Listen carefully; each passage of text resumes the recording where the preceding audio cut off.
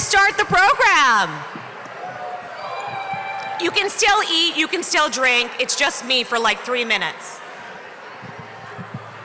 I don't even need to hear myself. But I do have to say, everybody looks really beautiful in white. I'm really appreciating this view. Okay, let's get started. Welcome back, everyone. Fine, you know what? I'm gonna do what Daniela did earlier. Sheket bivakasha. What are you? It's the hey bivak. What's the other way? Sheket bivaka hey. All right, everybody, shh, or no dessert. No dessert. Okay, no television.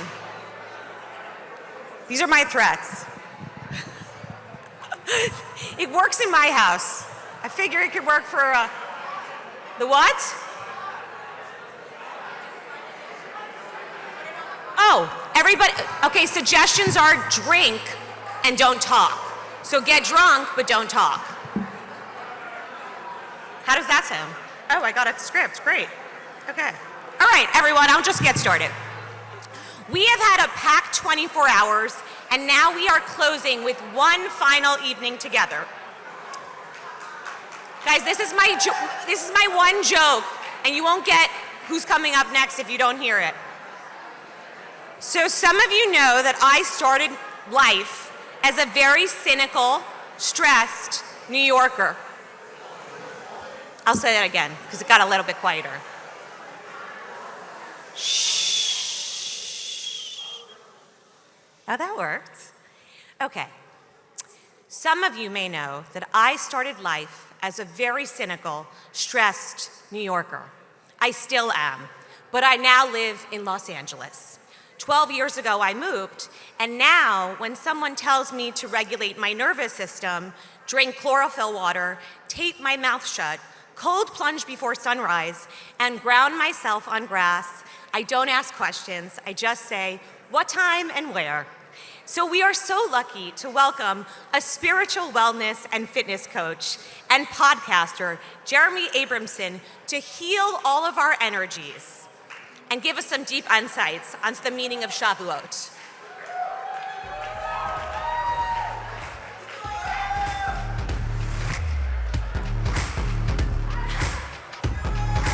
Guys, what's up, what's up, what's up? Wow.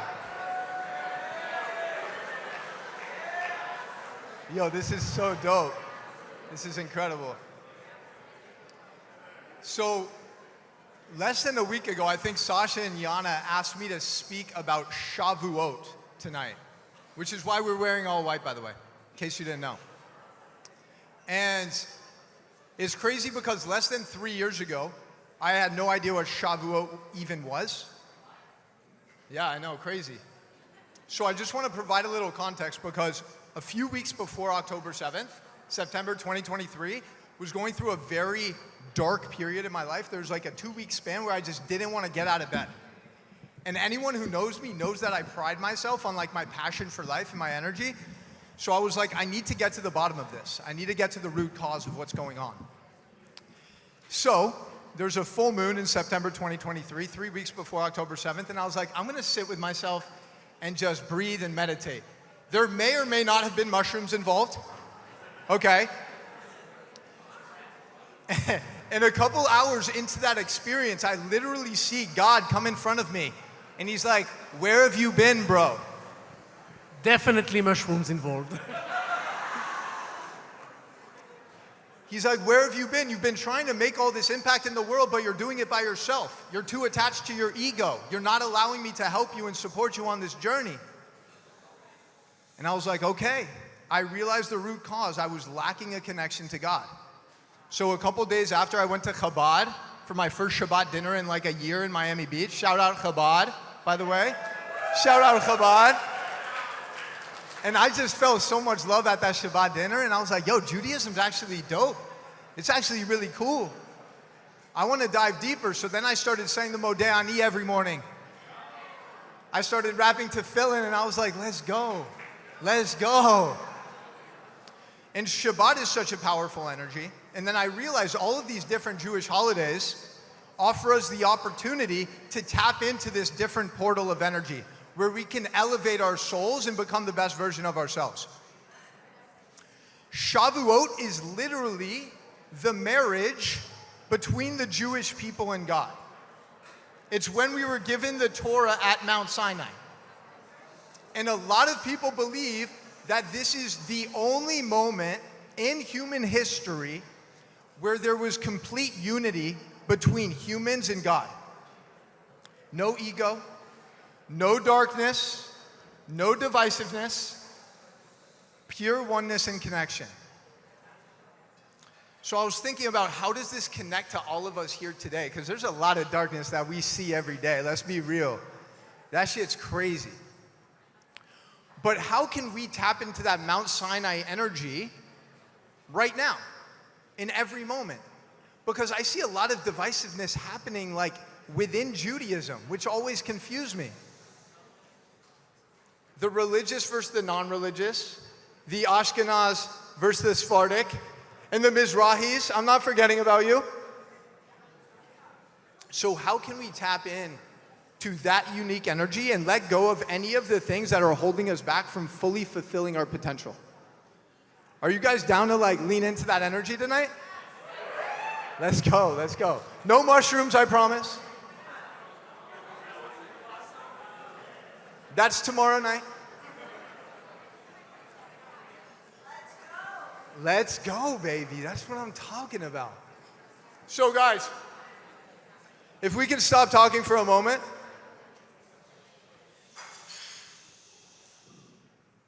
Are you guys down to get a little weird tonight? Okay. Sheesh. I love it. I love it. I love it. I love it. Guys, put your phones down. Put your phones down. Let's all stand up. All stand up. The beautiful thing about the Hebrew language is that there's so many synchronicities. What's the word for soul? Anyone know? Neshama. What's the word for breath? Neshima. The same exact root word. Our breath is the most powerful portal to activate our soul. And if we can elevate our energy, because let's be real, there's not just a physical war and a digital war happening, there's a spiritual war happening right now. Do you guys feel that? You guys feel that?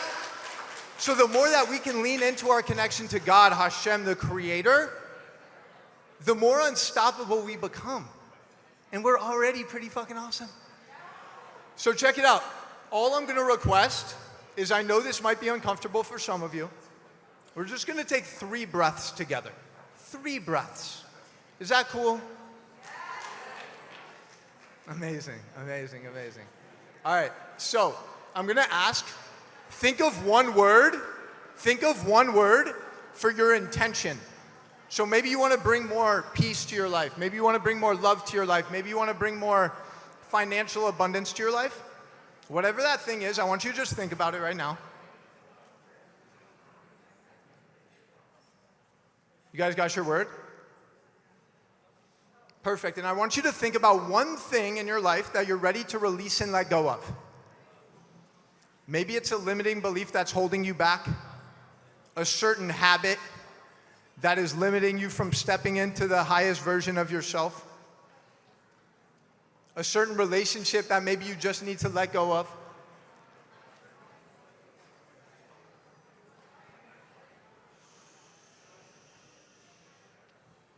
And I'm just gonna guide us through 3 breaths. And on the final breath, guys, on the final breath, on that exhale, I want us to make some noise. Like, I want you to feel yourself releasing that thing that is blocking you right now from fully elevating. Sound good? You guys promised me we're gonna make some noise. Like, let's get it, let's get it. Close your eyes, fully surrender to the experience. Please stop talking. If you're talking right now, you're the one that needs this the most. I want you to just think of what that intention is. And I want you to just take a big sip of air, like you're sipping it through a straw. Good, hold it at the top, fully receive that gift of life. Echad, shtaim, shalosh, let it go. Amazing, amazing. One more time. Big inhale, sip it through. Hold it, fully receive it. 3, 2, 1, release it. One more time, y'all, and this is when, on that exhale, like whatever that is that's holding you back, this is your opportunity to fully release, let it go, leave it in the past, step into that Shavuot energy, that Moshiach energy. Big inhale. Hold it, fully receive it. Take another sip of air. Hold that. Echad, shtayim, shalosh, let it go.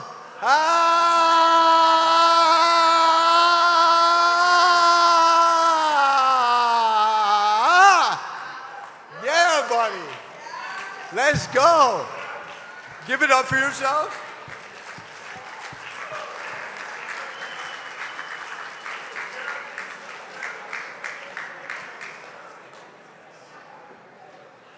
Amazing. Guys, before I hand over the mic, I just want to acknowledge each of you for being here, shining your unique light. It's so necessary right now. Let's maintain that connection to God. Let's remember that we are children of God. We're reflections of God. Happy Shavuot. Love you guys, and let's have a fun night. Much love. All right.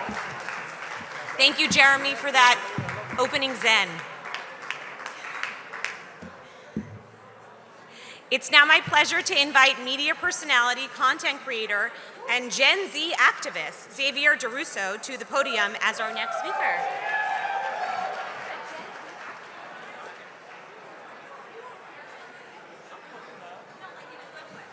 I'll take that.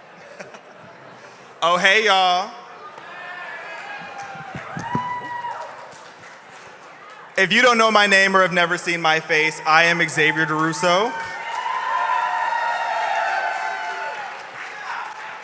I'm a political media personality with PragerU. I'm frequently on Fox News, Piers Morgan, and Newsmax, and I am one of President Trump's Gen Z campaign advisors.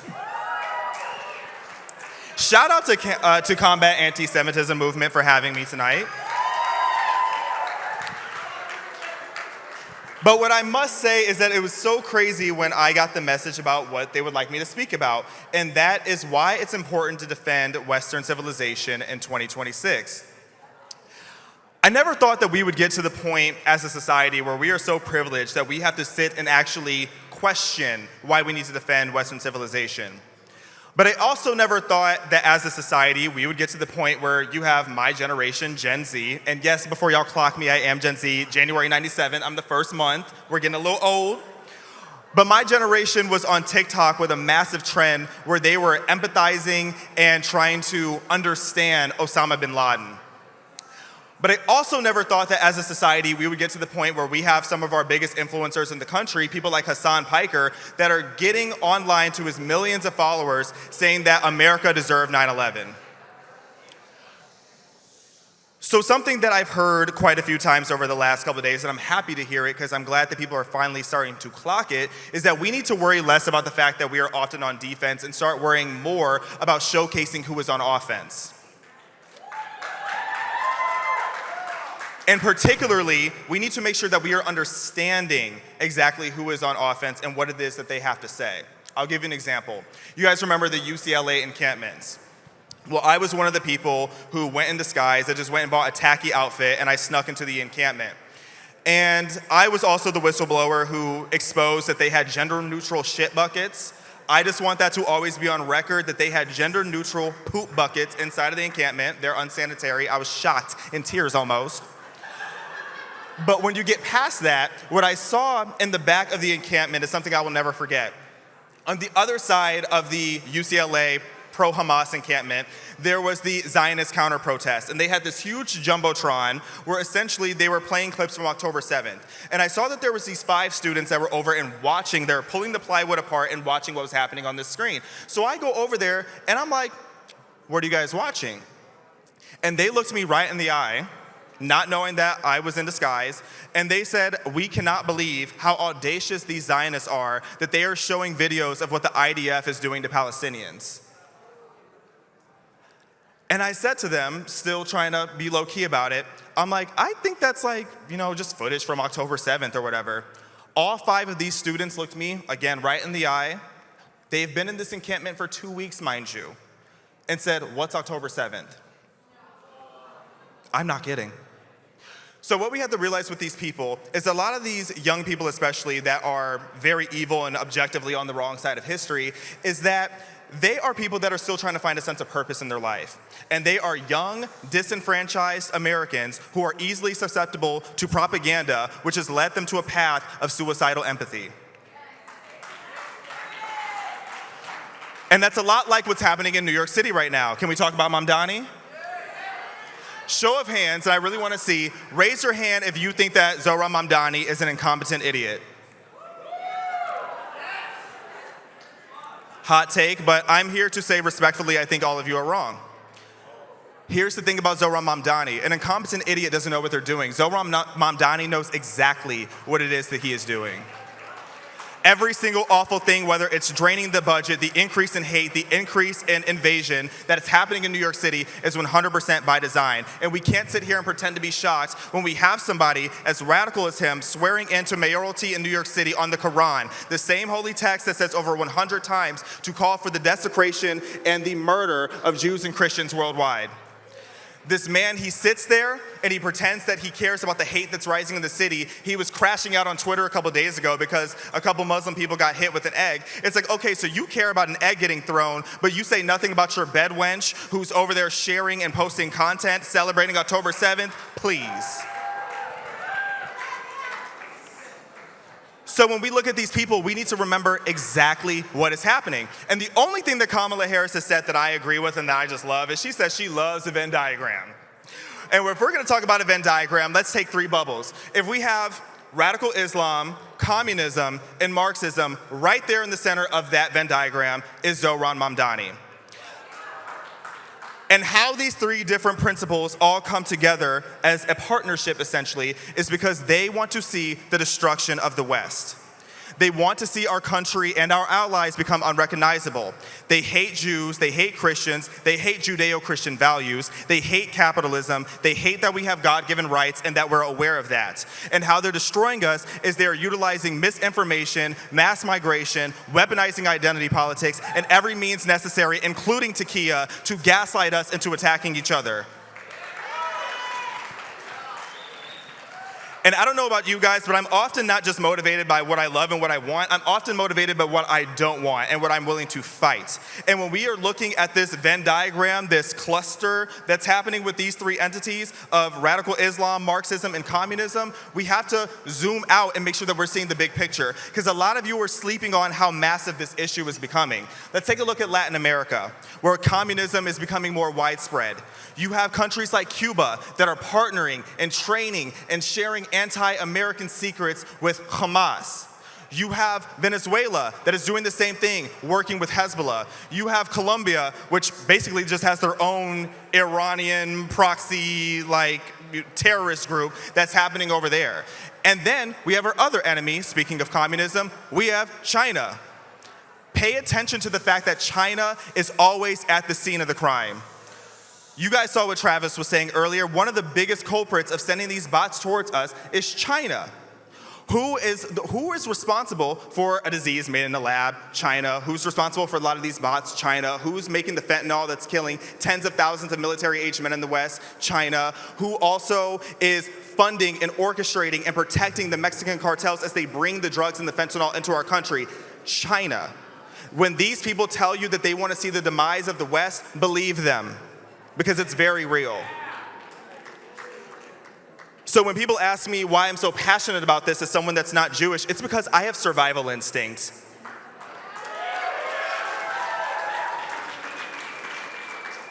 And I know there are some Democrats in the room. Shout out to the Democrats in the room. No shade, I love my president. But what I will say is that much of the problem, or many of the problems that we're having in our country today, yes, we still have our domestic debates we need to have that are important to have, but it's no longer just left versus right. It's, are you in favor of protecting Western civilization, or are you against the West?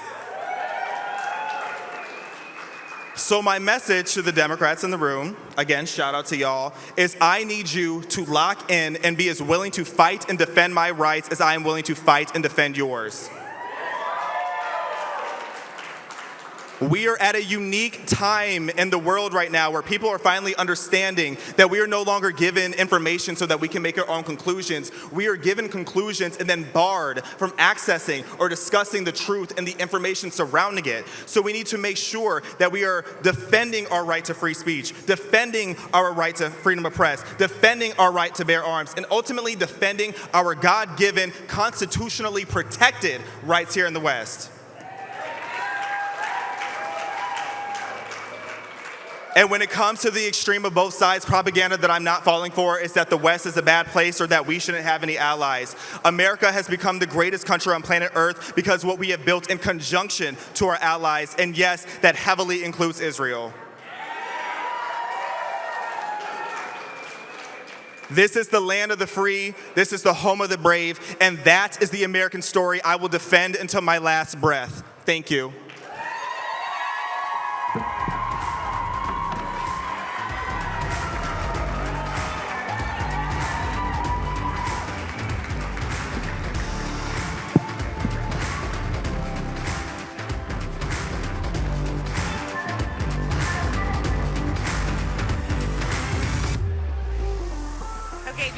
Before I introduce our next speaker, Xavier talked about the UCLA encampments, and I just want, it's okay, don't worry.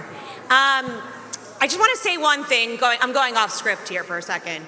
I took my children to those encampments, to the counter protests, and I just want to show you, if you can see, this is my 6-year-old holding up a sign that says, I have a right to exist. And UCLA students, let me just explain to you, what's the average SAT score to get into UCLA? Anybody know? It's around 1450. We're screaming in my 6-year-old's face that he has no right to exist. So I just want to show you that video for a second, because it's so incredibly disturbing, but also so incredibly revealing. Wait, I gotta make it louder, sorry. So, that's my 6-year-old. And actual adults, because that 18-year-old adults are screaming in his face. So that's what we're talking about, useful idiots. And I just think it's really important to, when you have a minute, if you have kids or if you don't, to just show the world what a useful idiot looks like, because there's no clearer picture than that. Okay, now I'll go back on script.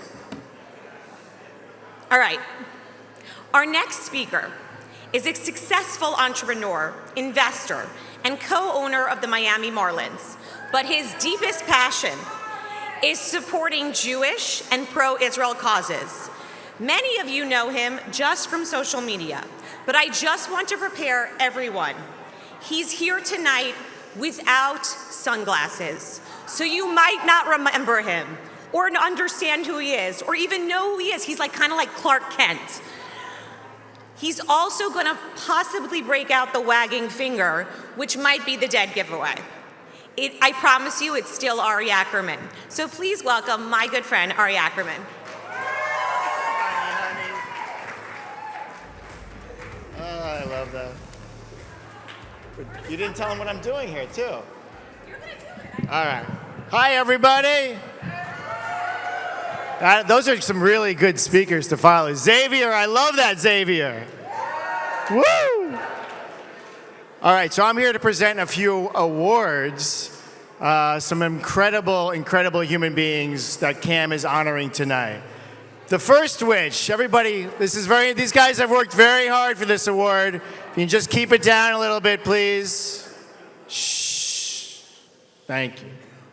Okay, everyone, on June 24th, 2024, Nate Friedman slid into my DMs saying, yeah, he did, saying, love your work.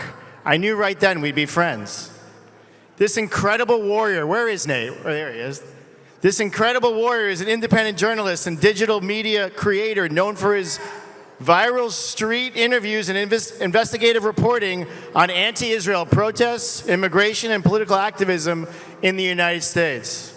We've all seen his direct, on-the-ground reporting and candid conversations with lots and lots of scumbags, and has built a, yes, lots of scumbags, and has built a reputation for exposing narratives often overlooked by mainstream media.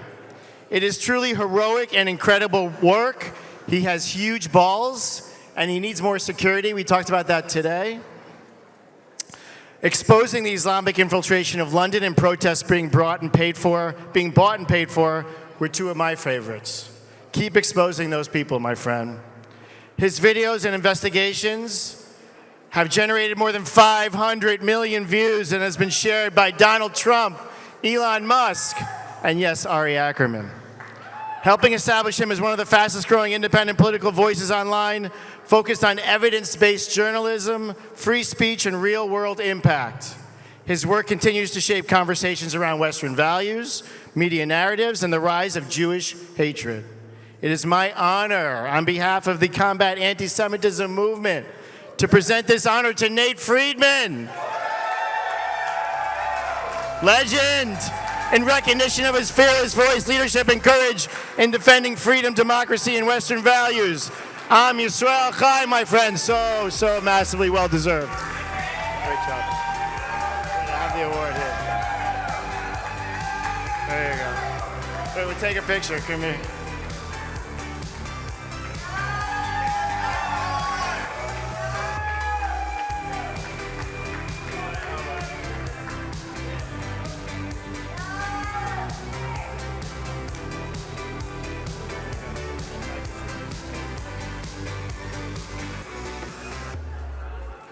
Oh, thank you.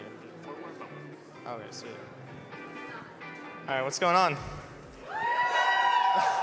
That was a really nice introduction. That's wow. I can't believe that's about me. Oh wow, that's also me. That's crazy. This was like one of the best days of my life. Because all you can do as a journalist is shine a light on something. I mean, you're not in office, you can't actually change. So we have a president that is watching us. He's watching the people in this room and posting about us, which is insane. Okay, so my name is Nate. I expose paid protesters. I expose...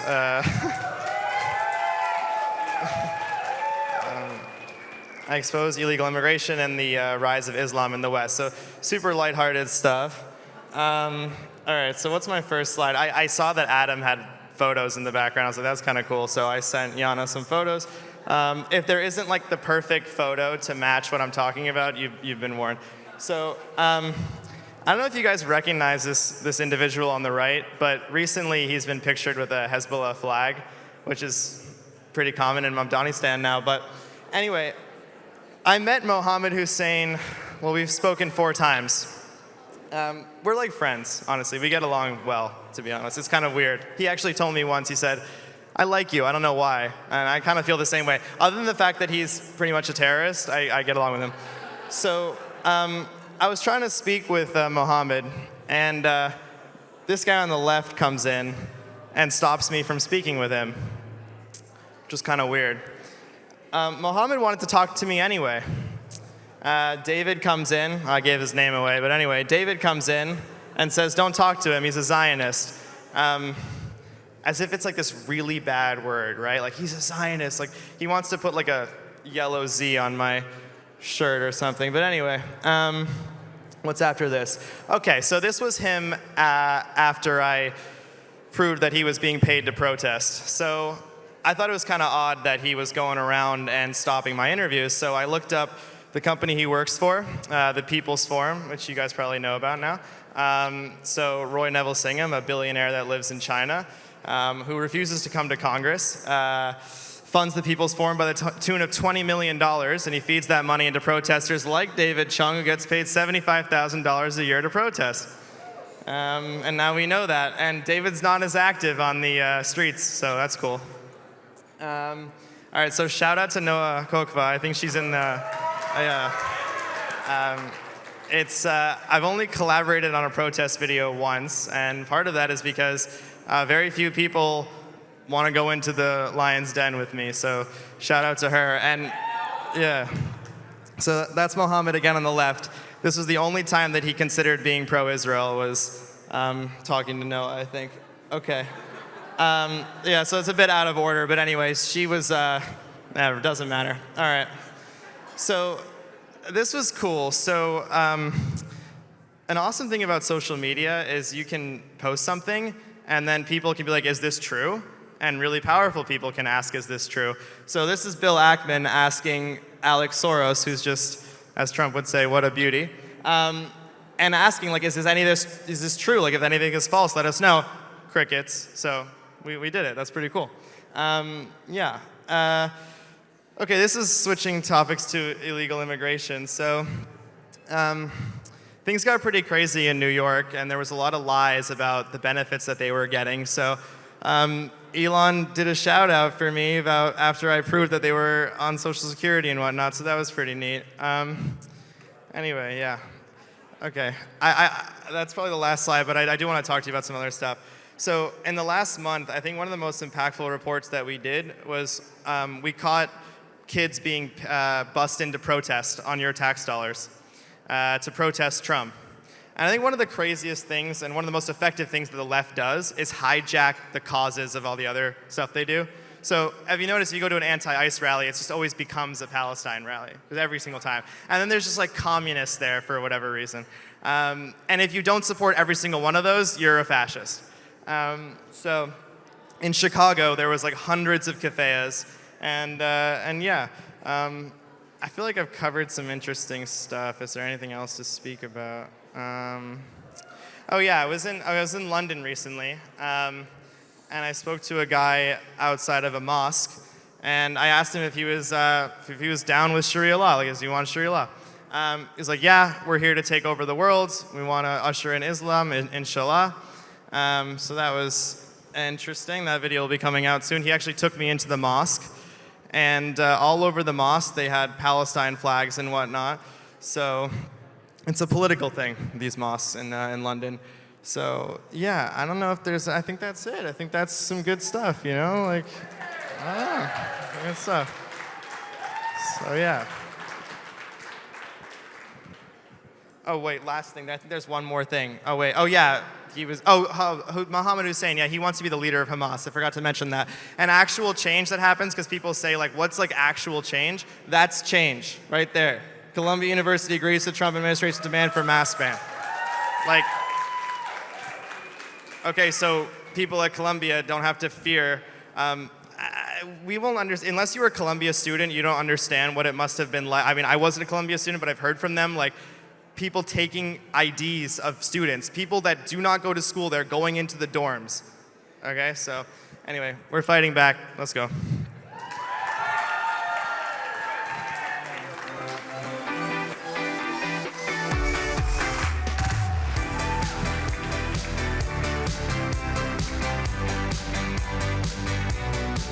Thank you, Nate.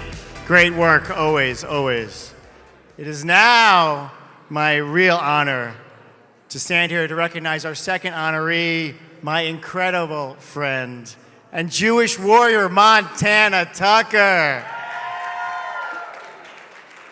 Montana embodies the right definition of an influencer: to help humanity sincerely, meaningfully, and with moral clarity. And I could not think of a better way for me to celebrate Montana than to have her be named one of my Monday Mensches. Even though today's a Tuesday, I do this thing every Monday where I name a Monday Mensch. So Montana and Jackie, I'll try and put these on, see if I can see. Yeah. I might not be able to see the paper, but here we go. My incredible Monday Mensch, Montana Tucker, our modern day Queen Esther, who I am proud to call my dear friend. A little over 2 years ago, Montana wore her iconic yellow ribbon dress, supporting the hostages held by terrorists in Gaza. I'm gonna have to take this off. On the red carpet, she was asked to remove the ribbon, but she refused. Being loud, proud, and unapologetically Jewish is how Montana lives her life every single day. A few of the many examples include visiting Auschwitz with her mom, who is an absolute icon and mensch herself, by the way. To honor her family's legacy as Holocaust survivors in the massively popular TikTok series, How to Never Forget. She produced a documentary, The Children of October 7th, in which she interviewed with incredible compassion and grace 7 of the young victims of the attacks. Montana collaborated with the Nova Music Festival Massacre survivors to create the powerful We Can Dance Again video. If you haven't seen that video, you have to see it. And she threw out a first ball on Jewish Heritage Day at a Marlins game. By the way, selfless plug, the Marlins were the first team to post after October 7th in all of sports. I want everybody to know that. In support of Israel and the Jewish community, in all of sports. So many in Montana's position have stayed silent or spread insane lies. But Montana always, always stands up against anti-Semitism, defends Israel, and honors the Jewish people and her family's history, strength, and resilience. I've seen firsthand Montana interact with everyone, from Holocaust survivors to kids whose parents were murdered by Hamas, to a fan on the street. She is always, and I mean always, the same sweet, engaging, warm, and stunning human you see in her videos. It is truly an honor to call this incredible beauty, inside and out, my friend and a big-time mensch. It is an honor to present this award on behalf of the Combat Anti-Semitism movement. Sasha, in recognition of her courage in going to Gaza, which we'll see in a second, exposing the truth, and using her platform to stand with the Jewish people with dignity and humanity. I and everybody here, we all love you, Montana Tucker. Congratulations, come on up.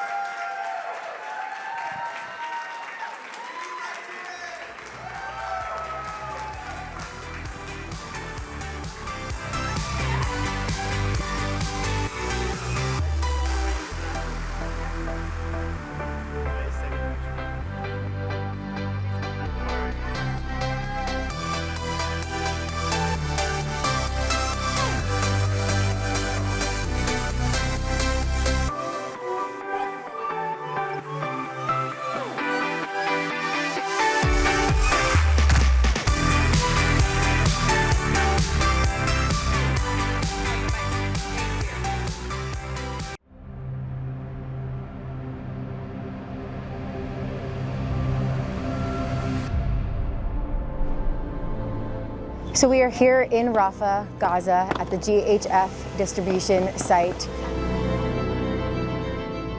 Today, we're going to see the 150 millionth meal being handed out today, which is incredible. This is something I feel like the news doesn't show you that much. They're kind of letting the civilians from the other side come in with the big risk, but they're taking that risk because they want to do everything that they can to protect them.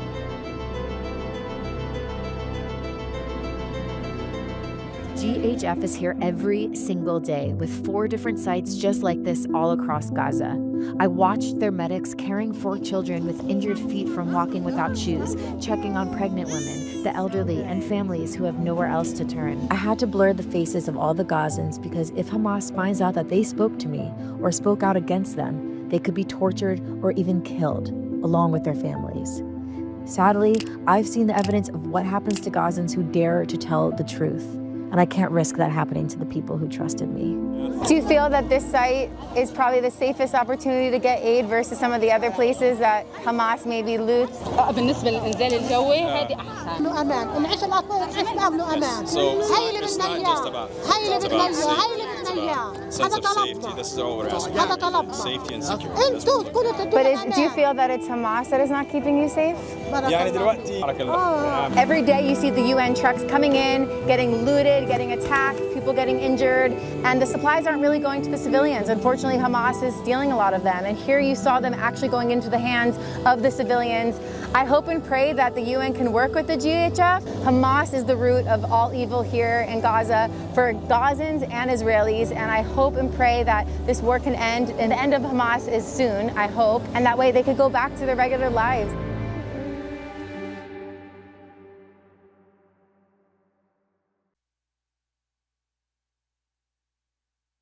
Hello, hi.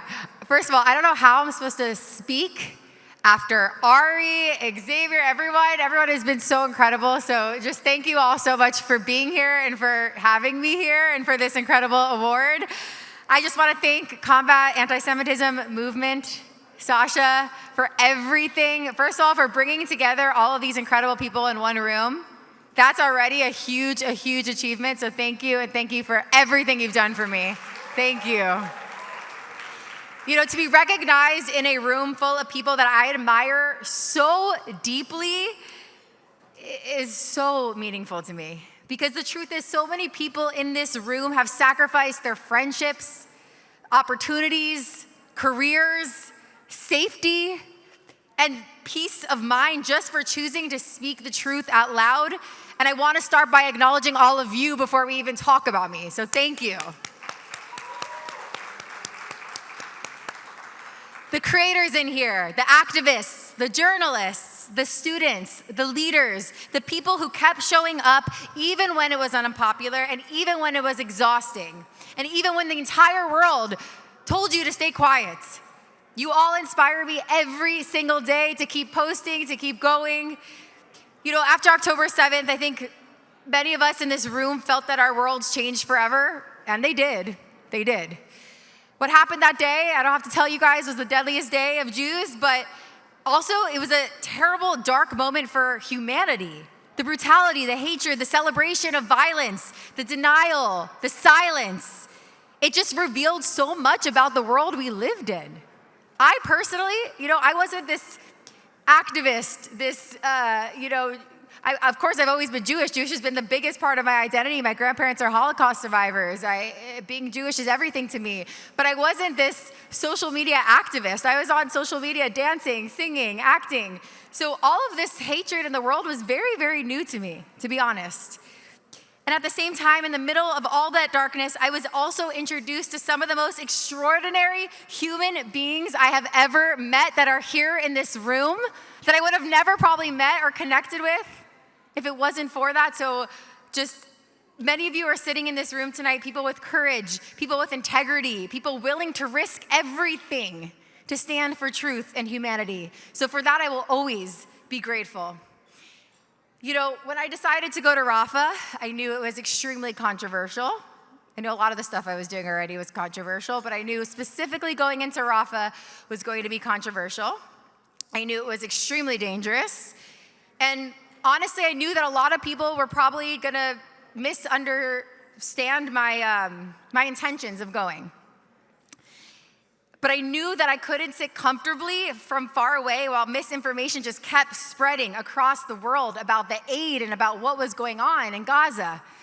So before I entered, I was briefed on the risks. I went in with an American organization, GHF, Gaza Humanitarian Foundation, and I was briefed on the risks. I was told very clearly that this was not safe. My strict Jewish mother was not wanting me to go in. We had to fight a lot about that. And there was a real possibility that I wasn't going to come back. They pretty much told me that. And I remember thinking that if I have this opportunity, the ability to speak to people directly, sorry, these a lot of pages here, to document the reality, to document the truth, how could I not go? That's always been my mission with my platform. And all of my work that I do is to just seek truth, to expose misinformation, but always to do it while leading with love, with humanity, with compassion, and with light. Not division, not hate, not dehumanization, but unity. I really try to do that in every single thing that I post and I do. And one of the most meaningful parts of that experience was meeting Gazan civilians face to face. People who've never met a Jew in their life. Mothers, children, families, seeing with my own eyes the humanitarian mission that Israel, together with the United States, was bringing to the innocent civilians in Gaza. We always, always, always need to stand firmly for Israel, for Jewish safety, and for truth, always, but we can still do this while caring deeply about human life and dignity.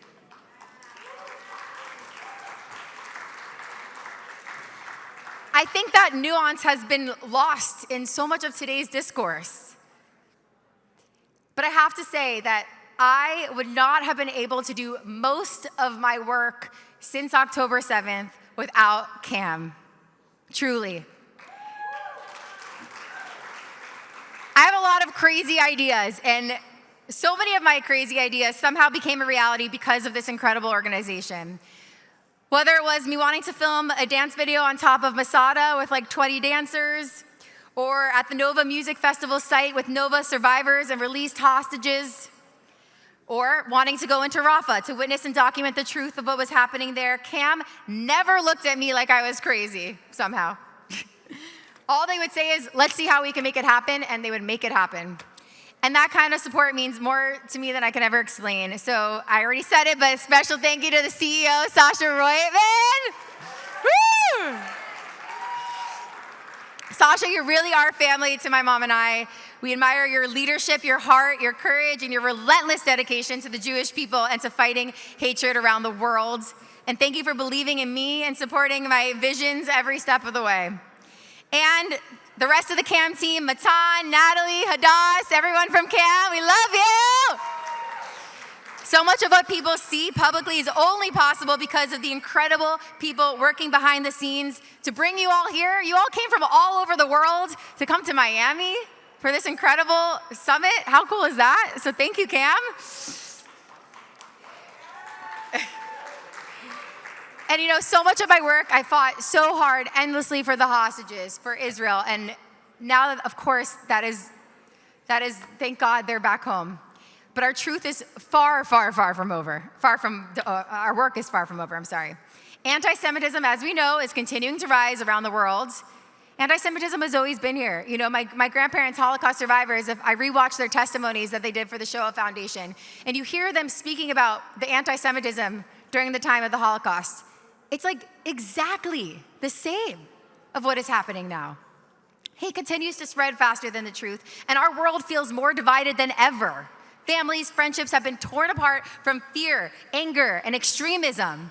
And I think one of the greatest challenges of our generation will be figuring out how to fight for what we believe in without losing our humanity towards one another. I think that's the most difficult part here. Because if we truly want a better future, we cannot build it through hate. We have to all come together. No matter our race, as we see in this room, no matter our religion, as we see in this room, you guys probably already did this, but our non-Jews, can you raise your hand, please? Like, are you kidding me? Arno, you're the best. You guys, I'm sure, I know Arno spoke, I wasn't here for this, but Arno and I did this amazing video as the grandchild of Holocaust survivors and a former neo-Nazi. Just, Arno, you are amazing. Everyone in here. Shikasem, just thank you. Thank you guys for being here, and I hope you get thanked enough for standing with us and being there for us. We have to choose empathy, we have to choose dialogue, we have to choose courage, but that doesn't mean staying silent. That doesn't mean staying silent. It means standing firmly in the truth while refusing to become consumed by hatred ourselves. And finally, lastly, I will say, one day we are all, every single one of us is gonna look back at this moment in history, and when we do, I truly believe that all the people in this room are going to be so proud of the choices that they made. Because while so many others stayed silent, every single one of you in here, you risked everything. You chose courage. You did everything. Every one of you, I know how hard you have worked over the past few years. Thank you. I know I keep thanking you, but you guys have done so much, so much. Every single one of you deserves an award for everything you've done. You chose to stand up against anti-Semitism and hate, even when it came with consequences. Like I said, as the granddaughter of Holocaust survivors, this is so personal for me. I grew up understanding what can happen when people stay silent, when lies spread unchecked, and when hatred becomes normalized. But when good people convince themselves it's safer not to speak, for me, using my voice is not optional, it's a responsibility. And I will never stop using my platforms to stand for truth, to stand against anti-Semitism and all forms of hate, to stand for the Jewish people, to stand for Israel, to stand for humanity. And I hope every single person in here remembers this. You do not need to be the loudest person in the world to make an impact. You just need the courage to simply use the voice that you have. And years from now, when your children and grandchildren ask, what did you do during this moment in history? All of you will be able to tell them, I did not stay silent. I didn't walk away. I stood up for what was right. So thank you all, and thank you again, Cam. I love you guys so much. Am Yisrael Chai! Woo!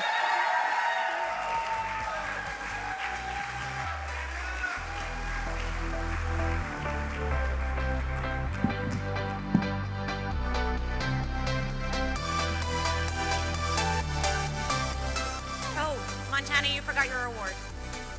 I'll take it. All right, congratulations, Nate and Montana, and thank you both for all that you do. And thank you, Ari, for those introductions. This is goodbye for me. Can I just say I have loved being your MC for these last 24 hours. Truly, I can't wait to see all your post-summit photo dumps. We can all synchronize the captions, my suggestions. My heart is so full, and this summit literally changed my brain chemistry. Those are just suggestions. But seriously, tag Cam and use the official hashtag. Also remember, if you learned something profound today, share it with your followers. And if you got a great picture of yourself, please share that as well. The fight against anti-Semitism needs you looking your best. That's a wrap for me, but before